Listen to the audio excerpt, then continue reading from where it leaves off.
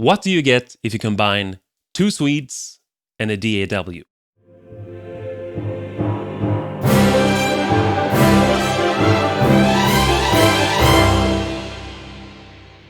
Welcome, composers, producers, or anyone else who's interested. This is Sam with Second Tier Sound. If you watched the last video, you might have noticed I sound like I have a cold, and I still do. But I'm fine. Don't worry, I'm getting better. You know, sometimes when we sit down to write a piece of music, we often start with a melody. And if you're anything like me, you might have the tendency to become stuck in that step because you're trying to create a perfect melody and you don't know to choose that side or what kind of melody you want to create. So a really good way to get around that problem is to have somebody else create that melody for you. It tends to free you up because you can't change that idea. You have to stick with what you got. And it's also a really good way to get some new friends. Composers tend to be loners. So I know of another Swedish YouTube composer called Eric, and he was kind enough to help me out with a starting melody. And then I wrote some music to that. I will leave a link to his YouTube channel in the description. It's well worth checking out his channel as well. So let's see how I got on. Let's listen first to the melody that Eric sent me.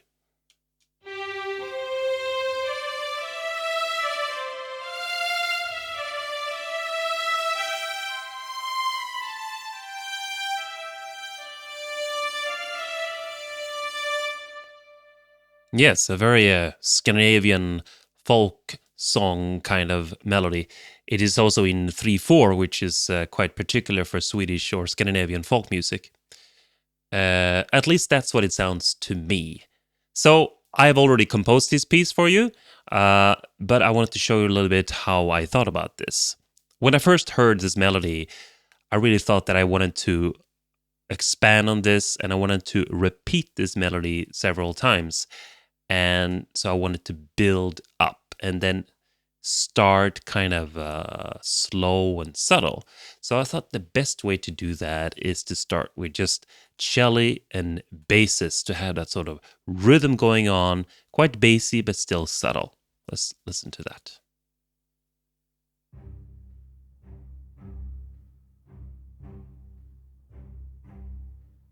Okay, and then I didn't want to go in with the violins directly. They need to come in later. So I thought the coolest thing was to actually have a bassoon because it's sort of lower in register and a little bit more subtle and soft. Okay?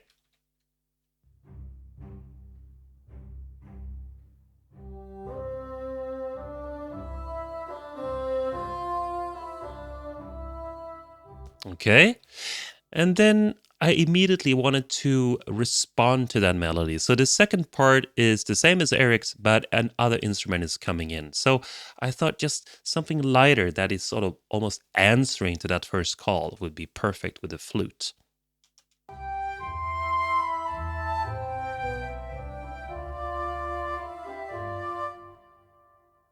That was really good. But then I wanted to add just a little bit of a flute and oboe in the beginning as well to create sort of a better texture to that rhythm in the beginning, because that rhythm is very important to me.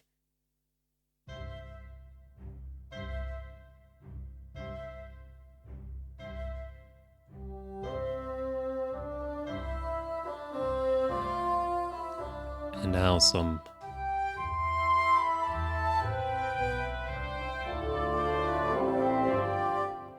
And then I really thought it was important to have just a little bit of subtle brass, some French horns, trombone, and tuba to just fatten that chord up to end it in a nice way.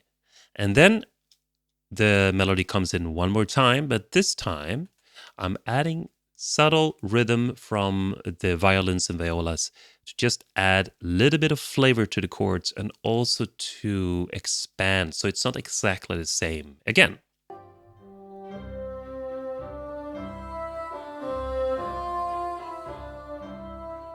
And now this is all that Eric has provided, so I had to make up something myself. So you could say that this is sort of A and B in the melody, and then A is coming in again, and then I'm adding a C to this last part here.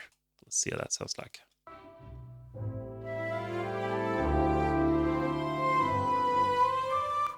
Exactly. All right. So I've added some bells and whistles and harp and some metals as well. So we can listen to that from here.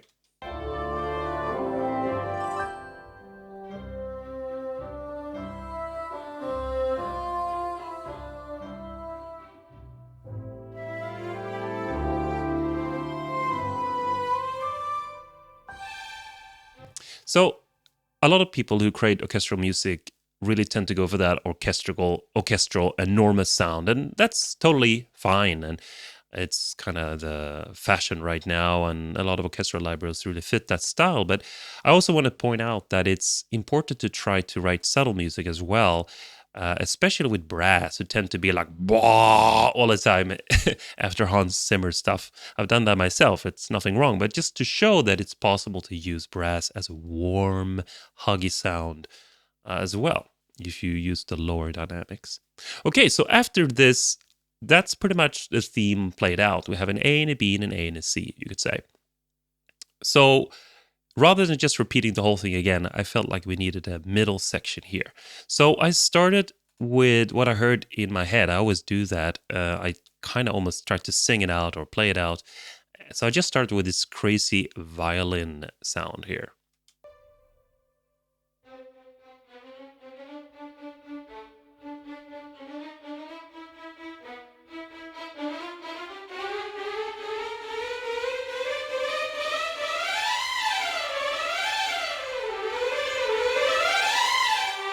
And then the melody comes again. So I just went for it and had fun. So I started with this melody, and then usually what I do is that I add basses. So I sort of figure out the harmony that way. I'm not locked into a specific harmony, but it's quite a sort of a guiding light to where I'm going. So that's why I always try the basses first.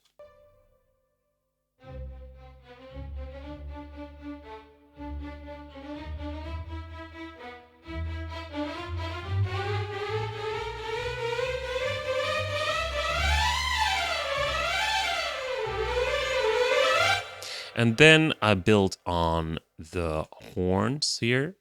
Actually, I'm going to just listen to them. They're quite simple. There we go.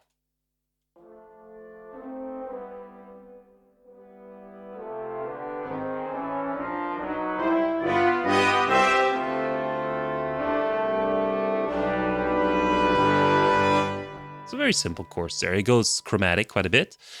And then I also added the percussion and timpani to just make it really, really big. And now I go back to the theme again. Now we're back to A again. And so, of course, it can't just be the exact same. So now it's really massive. Now everything is coming in. And so what I've done here is that I have doubled the violins. Violins 1 and violin 2 are playing the same, not in octaves this time, because I just want the orchestra to be larger, but I don't want to go higher or lower yet. The violas are playing a rhythmical pattern that is quite subtle. You don't really hear it, just feel it. And then the horn sections are playing a rhythmical pattern and the flute as well. Well, let's listen to this part before here and see where it goes.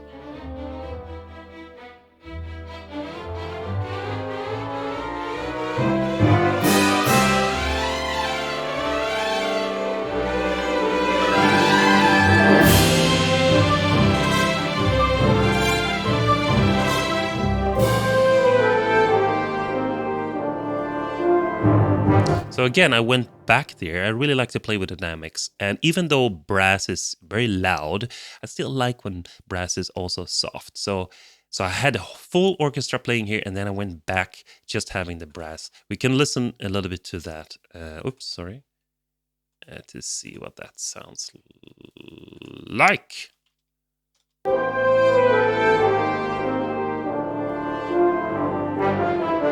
And then back to the big game again.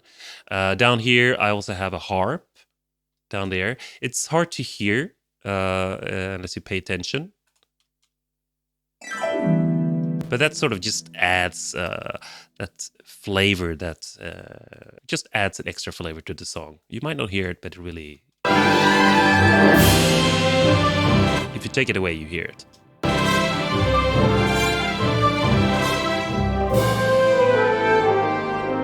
And now even bigger.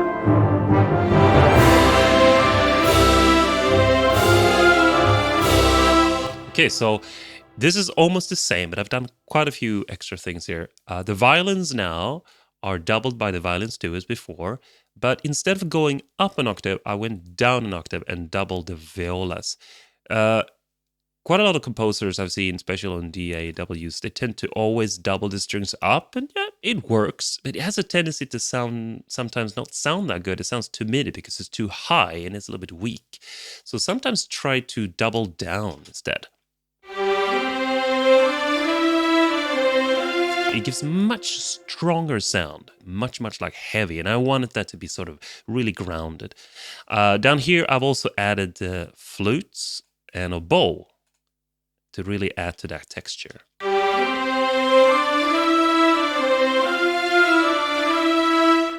Woodwinds and strings, they work fantastic together because they just add that upper register. Working on an orchestra is almost like thinking like an EQ. You know, you need the full range in the song, you know, to sound good. And obviously some percussion and even a choir. I put that in here. Dominus choir, fantastic choir. We should listen to what that sounds together. Can have a harp as well, why not?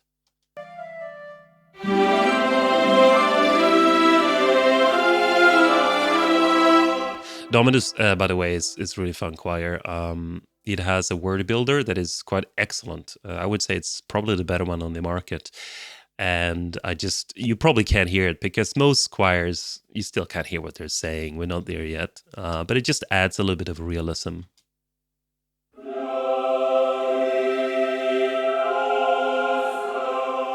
It's actually saying Gloriosa, if anyone cares. Dominus has a lot of Latin phrases in there. And then it goes on.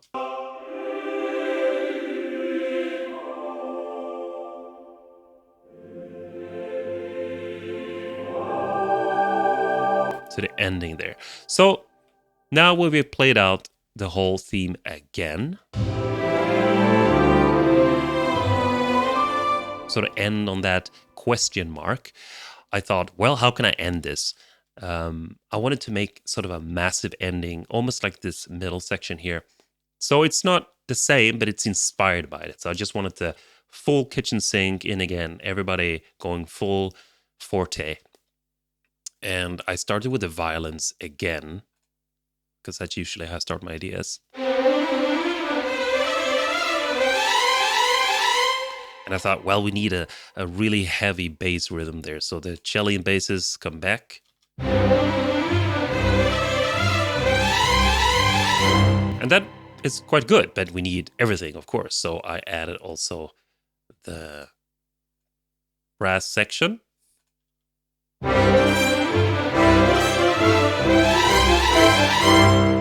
That's quite good, but obviously we need everything. So the choir's in there and the percussion and timpani are just adding to that end there.